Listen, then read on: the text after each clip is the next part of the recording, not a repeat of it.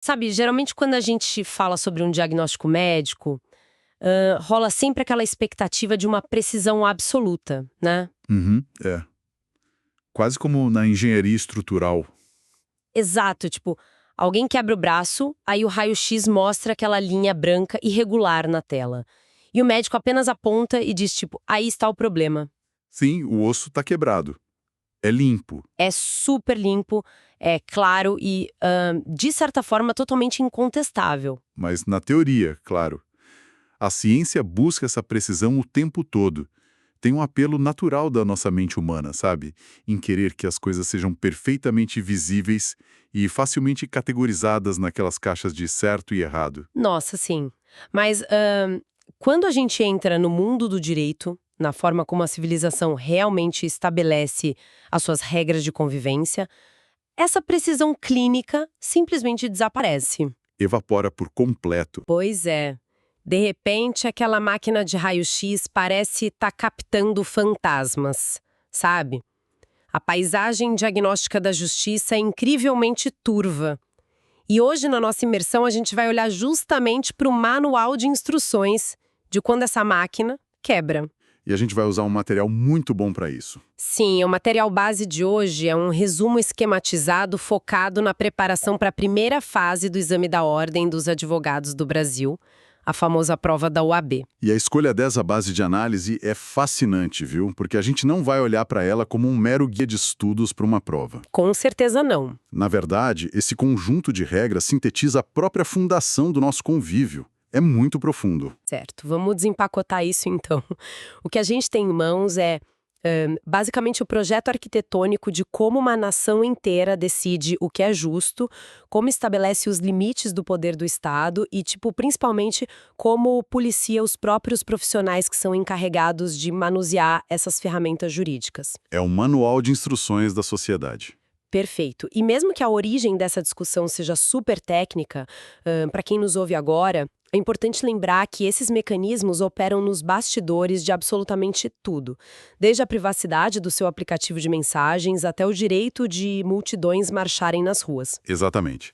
Mas antes da gente olhar para a regra escrita, para o papel, tem um degrau filosófico essencial que a gente precisa superar sobre o próprio conceito do direito. Tá, e por onde a gente começa? Bom, tem uma distinção mecânica fundamental aí.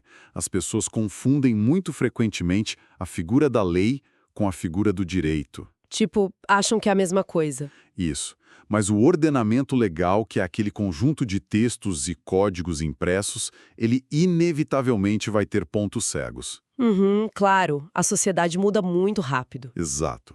O legislador lá no Congresso nunca vai conseguir prever todas as inovações tecnológicas ou mudanças de comportamento. Então pode haver sim uma lacuna na lei. Mas o sistema jurídico como um todo, o direito com D maiúsculo, conceitualmente ele não admite buracos. Entendi. Então, se a lei é um mapa, as lacunas são aquelas áreas cinzentas onde a realidade simplesmente saiu do papel e construiu estradas não mapeadas. Perfeita analogia. E aí os juízes não podem simplesmente olhar para o mapa desatualizado, encolher os ombros e dizer que se recusam a julgar porque não tem um caminho desenhado. De jeito nenhum, o juiz sempre tem que decidir. Ele é forçado a preencher esse espaço em branco usando ferramentas tipo analogia, os costumes ou os princípios gerais. E a natureza dessas áreas não mapeadas, ela varia bastante, sabe? O material menciona 3 tipos de lacunas, né? Isso. A gente tem, por exemplo, a lacuna puramente normativa, onde o legislador simplesmente esqueceu de regular alguma coisa. Faltou a regra. Mas as lacunas ontológicas ou fáticas, elas mostram uma fricção muito mais interessante com a realidade. Explica melhor essa ontológica. A fricção ontológica acontece quando o desenvolvimento fático atropela a legislação. Pensa no mecanismo da lei de trânsito atual. Tá. Ele pressupõe um cérebro humano tomando decisões atrás do volante. A culpa recai sobre o motorista. Exato. Mas quando um carro autônomo, tipo guiado por inteligência artificial, atropela um pedestre, a realidade fática não se encaixa nas caixas que já estão pré-estabelecidas de culpabilidade do Código Penal. A lei não foi feita para punir um algoritmo. Nossa, isso é muito doido. E a gente ainda tem um terceiro nível, que o material chama de lacuna ideológica. Essa é a mais tensa. Pois é quando o mapa está perfeitamente legível, a estrada continua lá no mesmo lugar, mas a sociedade decidiu que seguir por aquele caminho se tornou moralmente inaceitável. O uso recreativo da maconha é um exemplo brilhante dessa tensão que o material traz. Com certeza. A lei criminaliza de forma muito clara. Sim, não falta texto legal. Não, o texto está lá. Mas a percepção de uma parte substancial da sociedade evoluiu para enxergar essa criminalização como um erro ou um exagero. E isso cria uma pressão tectônica debaixo da lei. E a grande questão mecânica que surge para a gente analisar é se uma lei se torna ideologicamente obsoleta, até que ponto a filosofia pós-positivista permite que o juiz tente ignorar ela em nome do que ele considera moral. Aí você tocou no ponto central. Essa tensão define a transição do pensamento jurídico contemporâneo. Durante muito tempo, sob a ótica do positivismo, que era liderada por figuras como Hans Kelsen, o sistema operava meio que como um código de software cego, sabe? Tá, e o que isso significa na prática? Significa que a validade de uma lei não dependia do seu mérito moral. Se a lei foi aprovada seguindo o rito correto do Estado, ela é válida, ponto. Mesmo que seja cruel ou injusta. O direito se fundia exclusivamente com o poder coercitivo do Estado. É uma visão de mundo onde o sistema roda o programa independentemente de ser um vírus ou não. Precisamente. E o trauma histórico do século XX mostrou o limite trágico dessa visão fria. Nossa, sim, com regimes totalitários. Exato. Eles operaram atrocidades perfeitamente legais dentro dos seus próprios ordenamentos, e é por isso que ocorre a virada para o chamado pós-positivismo, com teóricos como Ronald Dworkin. A mecânica muda, né? Muda totalmente. Passa a se exigir um firewall ético. Nos chamados hard cases, que são os casos difíceis, onde a aplicação estrita da lei gera uma aberração social, o juiz precisa buscar amparo nos princípios morais subjacentes à Constituição para entregar justiça. Ele não pode apenas replicar o texto. O que nos joga direto no abismo da pergunta mais complexa de todas. O que diabos é justiça? Essa é a pergunta de $1 milhão. Pois é, e no material, para construir essas regras modernas, a gente vê que eles precisaram voltar lá para os alicerces gregos e romanos. Aristóteles, por exemplo, não via a justiça como um conceito monolítico, sabe? Ele via como um mecanismo de equilíbrio social operando de duas formas. A comutativa e a distributiva. Exatamente. A justiça comutativa funciona tipo como uma balança comercial perfeita entre os indivíduos. São os contratos, as trocas voluntárias, reparar um dano. É o famoso olho por olho de uma forma civilizada. Sim. Já a justiça distributiva é como fatiar uma torta para um grupo de pessoas com níveis diferentes de fome, onde o Estado distribui os ônus e bônus conforme o mérito ou a necessidade de cada um. E essa arquitetura aristotélica evoluiu com o tempo. Os romanos, com o filósofo Ulpiano, eles cristalizaram a ideia de, e eu cito, dar a cada um o que é seu. Clássico. Mas quando a gente avança para a modernidade, o motor da justiça muda de engrenagem. Jeremy Bentham introduz o utilitarismo, transformando o direito num cálculo quase matemático. Nosso utilitarismo é bem pragmático. Muito. Para essa visão pura, a justiça é simplesmente atingir o maior saldo líquido de bem-estar para o maior número de pessoas possível. Só que isso é perigoso, né? Porque a matemática utilitarista justificaria, na teoria, desapropriar violentamente a casa de uma família pequena se fosse para construir um hospital que salvaria milhares de vidas. O cálculo fecha. O benefício da maioria esmaga o direito individual. É aí que o contraponto contemporâneo de pensadoras como a Martha Nussbaum e o Amartya Sen ganham tanta força no estudo da OAB. Eles tiram o foco desse simples cálculo frio de utilidade e olham para as chamadas capacidades centrais. Essa abordagem altera a própria função do Estado. Não basta mais o Estado simplesmente não interferir na vida dos indivíduos, que era aquela visão clássica liberal. Deixar as pessoas em paz não é suficiente. Não mesmo. O Estado precisa criar o terreno para que o ser humano possa florescer. Garantir saúde, educação de qualidade e um ambiente seguro não é caridade política. É a infraestrutura básica sem a qual a palavra liberdade se torna vazia. Faz todo sentido. Mas essa evolução abstrata toda precisa em algum momento aterrissar no mundo real. Com certeza. Senão fica só na filosofia. E a Constituição brasileira é exatamente esse ponto de aterrissagem. É onde os ideais de Aristóteles, da Nussbaum, ganham dentes e garras. E lendo a estrutura constitucional de proteção, tem uma separação mecânica muito vital entre direitos fundamentais e garantias fundamentais. É comum as pessoas usarem os termos como sinônimos no dia a dia. Sim, eu mesma já fiz isso.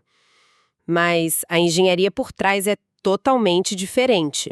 São categorias com funções mecânicas distintas mesmo. Direitos são os bens da vida que a Constituição blinda, tipo o direito de ir e vir, a propriedade privada, o sigilo das correspondências. Tá. E as garantias? As garantias são os mecanismos processuais de defesa. O habeas corpus não é o direito à liberdade em si. Ele é a alavanca de emergência que você puxa lá dentro do judiciário quando o seu direito de ir e vir está sendo ilegalmente esmagado pelo Estado. É a diferença entre possuir um carro e ter a chave para ligar o alarme quando alguém tenta roubar ele. Bela analogia. E aqui é que a coisa fica realmente interessante. Porque quando se coloca essa teoria em movimento nas ruas, os direitos colidem violentamente. O caso da Marcha da Maconha, que foi julgado pelo Supremo Tribunal Federal, ilustra muito bem esse atrito. Um caso clássico de colisão. Sim. De um lado, você tinha o direito de manifestação e do outro, a proibição de fazer apologia a crimes. O tribunal precisou decidir se o ato de defender a mudança da lei de drogas em praça pública ativava aquele gatilho da apologia ao crime. E a decisão do STF revela perfeitamente como a engrenagem democrática deve operar. Defender a alteração de uma lei não é o mesmo que incentivar o seu descumprimento atual. Claro, são coisas bem diferentes. A liberdade de expressão serve justamente para proteger o debate sobre o que deve ou não continuar sendo crime. Sem isso, a sociedade ficaria engessada, totalmente incapaz de reformar os próprios erros legislativos. Contudo, a liberdade individual sempre encontra muros muito concretos, né? Sempre. A religiosa dos pais colide frontalmente com o direito à saúde coletiva e o direito à vida da própria criança. E nesse ponto, o pêndulo da justiça não aceita a recusa. O que demonstra que a blindagem dos direitos fundamentais não é infinita. Nenhum direito é absoluto. Eles operam num ecossistema de relatividade estrutural. E o Estado tem que intervir. Tem. O Estado é forçado a realizar ponderações constantes, justamente para evitar que a liberdade de um indivíduo se torne uma arma biológica contra a coletividade. Vamos levar essa ideia de limite para um cenário muito mais íntimo agora. A inviolabilidade do domicílio. A regra de ouro é que a casa é um asilo inviolável. A regra clássica. Isso. Ninguém pode entrar sem o consentimento do morador, a não ser naquelas situações super específicas, tipo flagrante delito, desastre, prestação de socorro, ou durante o dia, por ordem judicial. Mas a definição jurídica de casa se expande de uma forma surpreendente no material. Ela engloba quartos de hotel, trailers e até escritórios profissionais que são fechados ao público. Isso traz à tona um pensamento instigador, sabe? Qual? Se um escritório comercial goza dessa mesma blindagem constitucional que a nossa casa, isso não transforma o escritório num cofre perfeito para crimes de colarinho branco ou para ocultação de provas? Essa é a vulnerabilidade inerente a qualquer sistema de proteção. Ao blindar a intimidade do cidadão contra os abusos policiais arbitrários, o sistema inevitavelmente acaba criando esconderijos em potencial. Um efeito colateral. Sim. Mas para resolver esse paradoxo entra em cena a figura do juiz. A inviolabilidade cede mediante uma ordem judicial fundamentada. Ah, o famoso mandado. Isso, porque apenas um terceiro imparcial, olhando para indícios reais de autoria e materialidade de um crime, pode desligar temporariamente a proteção daquele cofre. O Estado tem a chave mestra, mas ela fica guardada lá dentro do cofre do judiciário, exigindo um motivo muito forte para ser usada. E tem um detalhe. Hoje em dia, Nossos maiores segredos não estão mais guardados em gavetas de escritórios, né? Eles estão nos nossos bolsos. O celular. Pois é. A vida digital adiciona uma camada extra de complexidade. O resumo menciona uma decisão marcante que determina que, mesmo se alguém for preso em flagrante cometendo um crime na rua com o celular destravado nas mãos, a polícia não pode devassar o WhatsApp do suspeito sem autorização judicial prévia. É uma barreira enorme para a polícia. É, aquela invasão em flagrante que a lei permite para entrar na casa física não se aplica à casa digital de forma automática.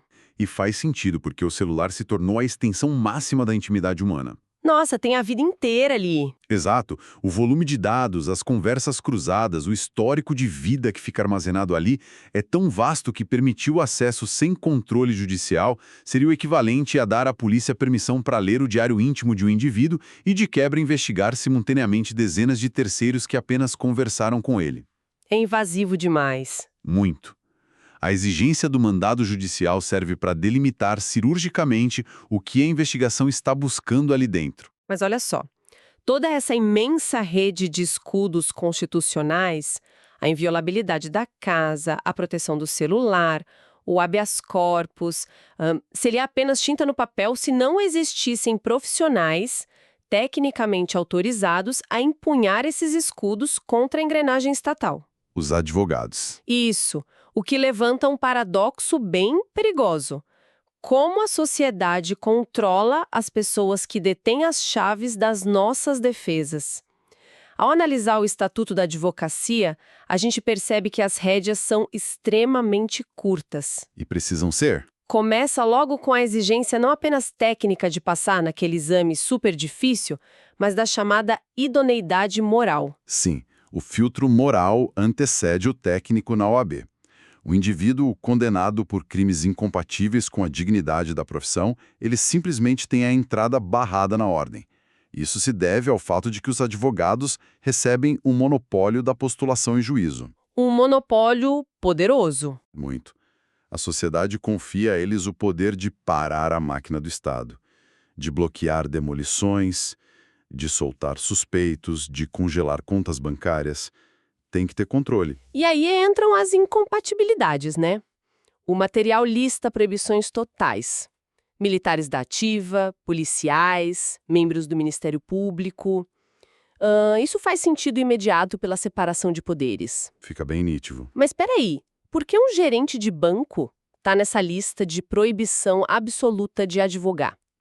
O que a gestão de empréstimos e cartões de crédito tem a ver com postular perante um juiz? Parece estranho à primeira vista, mas a proibição visa neutralizar o uso predatório do poder e da influência. Como assim? Qualquer cargo que detenha poder de decisão relevante sobre interesses de terceiros acaba destruindo a paridade de armas do advogado. Um gerente de banco controla o fluxo vital de oxigênio financeiro de pessoas e de empresas. E ele conhece os segredos bancários de todo mundo. Ah, entendi. Permitir que ele advogue criaria uma alavanca coercitiva gigantesca, sabe? Seria muito fácil vincular a liberação de um crédito emergencial à contratação de seus próprios serviços jurídicos. A advocacia exige uma independência cega, sem essas amarras de um poder paralelo. É fascinante pensar nessas restrições como formas de evitar que vantagens sistêmicas sejam usadas para intimidar ou monopolizar o acesso à justiça. E essa mesma lógica da independência explica o conceito das prerrogativas da profissão. Que muitas vezes o senso comum confunde com privilégios de uma elite jurídica. Exato, mas não é. Ao direito fundamental do advogado se comunicar de forma privada com o cliente que está preso e incomunicável. Não tem exceção que permita ao Estado escutar essa conversa. Porque se o Estado puder grampear a conversa entre o acusado e quem o defende, o julgamento se torna um mero teatro. A garantia do sigilo profissional não existe para encobrir a culpa, mas sim para garantir que a defesa técnica possa ser estruturada com base na verdade irrestrita dos fatos. E o exemplo mais prático dessa proteção ocorre quando a polícia cumpre um mandado de busca e apreensão dentro de um escritório de advocacia. A lei exige a presença de um representante da OAB lá durante as buscas. Uma regra fundamental. Sim, e a mecânica por trás disso não é formar um escudo corporativista para proteger um advogado criminoso. A intenção é que o representante da OAB funcione como uma barreira física para impedir que os investigadores façam uma pescaria indiscriminada nos arquivos. Justamente. Tipo, se o alvo é o cliente A, o representante da ordem está lá para garantir que a polícia não vasculhe e leia os prontuários, os segredos industriais e os dramas familiares dos clientes B até o Z, que não tem nada a ver com o crime investigado. Exato. O escritório de advocacia é um repositório gigante de vulnerabilidades alheias. E, além disso, a lei evoluiu muito para incluir prerrogativas que protegem não apenas o exercício técnico, mas a dignidade humana do profissional. Como as regras para as advogadas gestantes. Isso. As regras específicas para advogadas gestantes e lactantes. O direito de não serem submetidas a detectores de metais ou máquinas de raio-x nos tribunais e a preferência na ordem das audiências. Isso demonstra que o sistema precisa se adaptar à biologia, impedindo que a maternidade se transforme num empecilho punitivo para a carreira delas. Incrível. Mas toda essa engrenagem de teorias de justiça, defesas constitucionais rigorosas e fiscalização ética bate de frente com uma realidade inegável. Qual? Boletos precisam ser pagos. Ah, sem dúvida. A advocacia é vital para a República, mas continua sendo a fonte de sustento de milhares de pessoas. Como que o sistema concilia a altivez do acesso à justiça com as dinâmicas do capitalismo? É um equilíbrio delicado. A regulação comercial, começando pelos honorários, ela tenta construir pontes sobre esse abismo sociológico. E os honorários funcionam como a fricção necessária na máquina jurídica. Existem aqueles que são pactuados diretamente através de um contrato, os que são arbitrados pelo juiz quando não tem acordo prévio, e os de sucumbência, que são pagos pela parte perdedora ao advogado da parte vencedora. Esse de sucumbência é interessante. Sim, ele atua como um desestímulo vital contra processos frívolos. Porque se o risco de você processar alguém injustamente envolver ter que pagar os custos de defesa dessa pessoa no final, o sistema acaba filtrando muitas daquelas aventuras jurídicas irresponsáveis. Mas a engrenagem encontra um obstáculo prático muito severo aí.